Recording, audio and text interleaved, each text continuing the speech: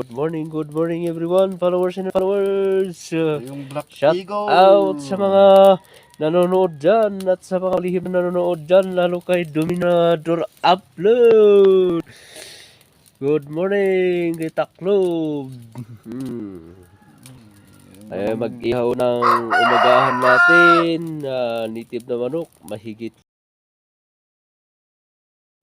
A few minutes ago, tinatad na ni Padre yung mahigit 4 kilos native na pinikpigang manok. Ito yung hindi pa natatad yun. Yan. Mahigit 4 kilos ito.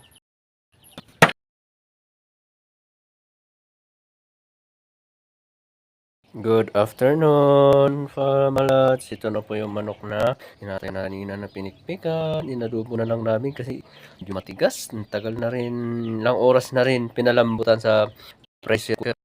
Kaya, ayun na po tayo. At ito yung pang lunch time natin. At tikman niya natin kung gaano kasarap ito native manok. Pinikpikan.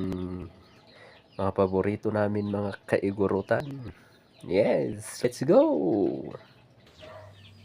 Ito na rin yung kamatis na ginawa natin na may sili at sibuyas na pangpasarap sa ating mga pagkain.